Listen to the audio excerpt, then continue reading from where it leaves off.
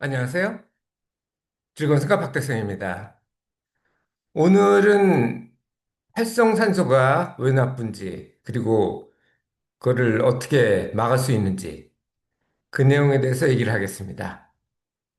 활성산소는 우리가 호흡을 하기 때문에 발생하는데요. 에너지를 발생시키려면 모든 생명체는 시스템을 유지하기 위해서 에너지가 필요하죠.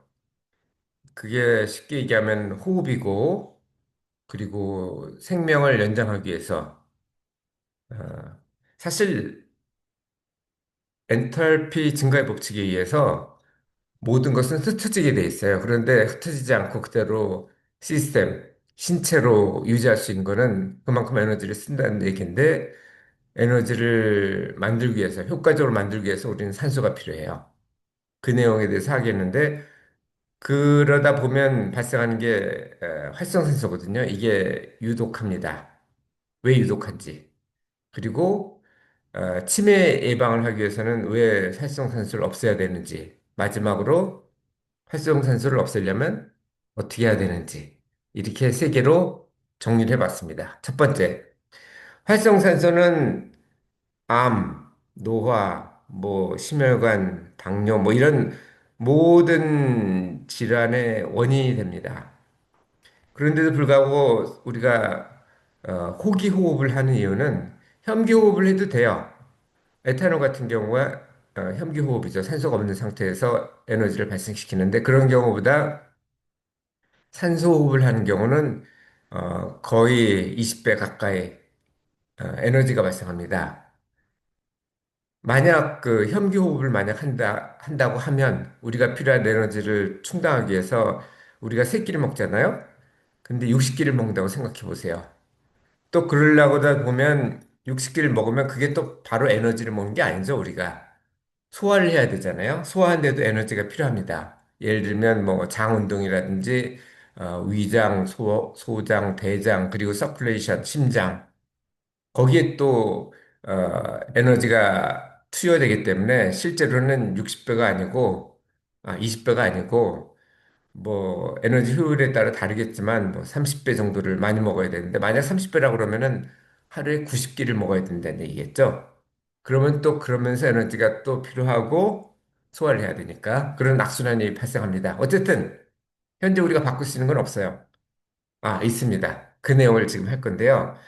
그 에너지가 그 호흡을 하려면은 에너지를 하려면 호흡을 해야 되고 호흡을 하려면 산소가 필요한데 산소는 그 혈액보다 세포에 5배 정도 많습니다. 왜냐하면은 혈액이라는 거는 수용성이잖아요.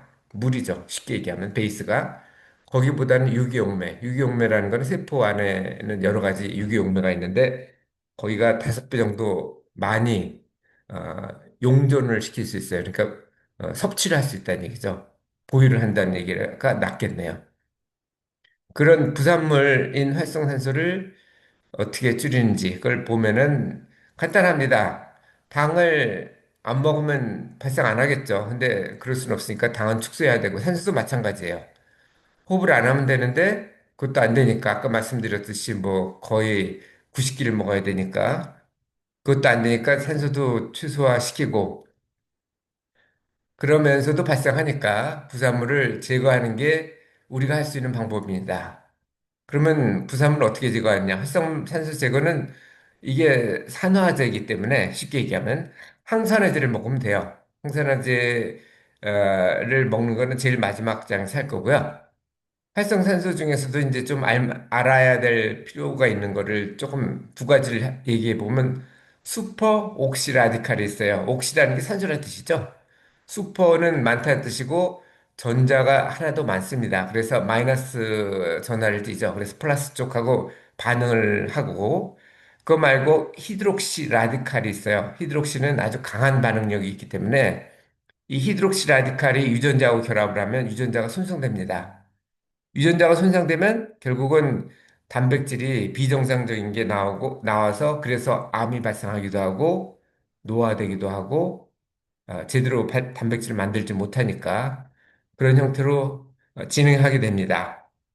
자, 우리가 장수를 요즘 많이 하는데 그러면서 가장 문제가 된 게 치매죠. 치매는 신경이 손상돼서 발생하는 거거든요. 신경은 지질이 풍부한 막으로 둘러싸여 있습니다. 그래서 활성산소에 특히 취약해요. 자, 지질을 두 가지를 알아보겠는데요. 하나는 지질은 이 뭐죠? 혈관을 통해서 이렇게 돌아다니는데 혈관에 지질 운반하는 게 있고 콜레스테롤 운반하는 게 있어요. 둘 중에 콜레스테롤 운반이 좀 더 취약합니다. 지질도 두 개로 나뉘면 우리가 식사를 하면 소장에서 지질을 흡수하죠. 어제도 말씀드렸지만 우리가 먹고 흡수하지 못하는 거는 항문으로 배설된다고 그랬잖아요. 소장에서 흡수한 지질은 정맥을 통해서 카이로마이크론 형태로 해서 갖고 옵니다. 아주 작아요. 소장 점막에서 흡수할 수 있어야 되니까. 그리고 간에서 그걸 갖다 지질로 만들어가지고 좀 더 크게 만들어가지고 조직으로 보내죠. 조직에서 지질이 필요하니까. 그게 초고저밀도 지질 단백입니다. 그보다 조금 더 큰 게 저밀도 지질 단백인데 이거는 콜레스테롤이라고 보통 부르죠.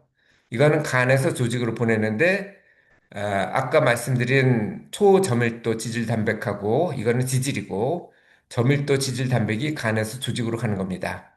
반대로 조직에서 간으로 보내는 것도 있겠죠. 조직이 너무 많으면 그게 고밀도 저질 단백이에요. 그래서 고밀도 지질 단백은 많을수록 좋고 왜냐하면 혈중 콜레스테롤 수치가 떨어지니까 반대로 저밀도 지질단백은 낮을수록 좋습니다. 꼭 그런 건 아닌데 그러면 어쨌든 혈중 콜레스테롤은 낮아지죠. 이 옆에 그림을 보시면 아시겠지만은 저밀도 지질단백 그걸 갖다 LDL이라고 그러거든요. L이 로우라는 뜻이겠죠. HDL은 고밀도 지질단백이고 이 D는 덴시티겠죠, 당연히.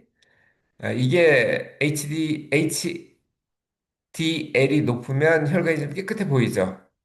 왜냐하면 혈중 콜레스테롤이 많으면은 그게 혈관에 이렇게 침작을 하거든요. 콜레스테롤은 그 혈관은 쪽이 붓기가 쉽죠.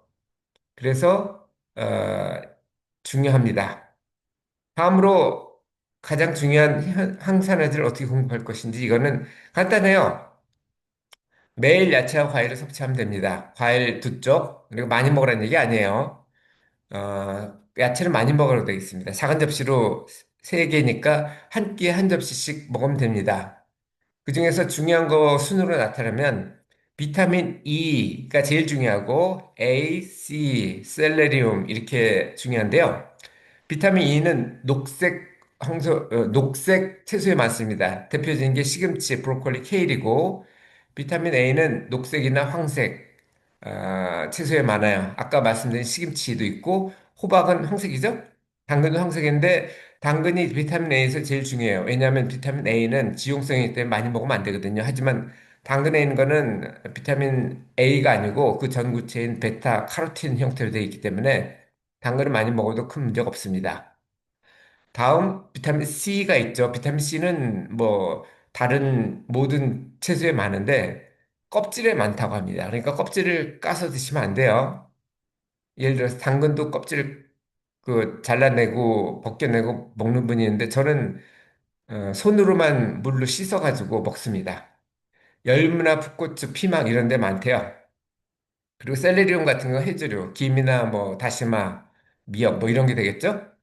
그리고 조개나 새우, 통밀 여기에 많다고 합니다. 그리고 저밀도 지질단백이 낮은 게 좋다고 그랬잖아요. 그걸 낮추려면은 마늘이나 양파 이런 게 좋다고 합니다. 저 같은 경우는 몸에 좋은 오메가3 케이플린이죠. 케이플린을 그냥 먹으면 비리기 때문에 그걸 양파 김치를 만들어 가지고 그걸로 하루 정도 절여 가지고 먹습니다. 그래서 오메가3하고 양파 형태를 매일 먹고 있고요.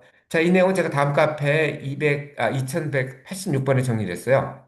여기서 중요한 거는 우리는 살기 위해서는 먹을 수밖에 없고 그리고 또 호흡을 해야 되는데 호흡 과정에서 나오는 그 활성산소를 줄이는 게 건강하게 사는 게 아주 중요합니다. 그래서 그 하루에 세 번 작은 접시로 여러 가지 색상의 채소를 먹고 과일도 조금씩 먹는 거를 추천드립니다.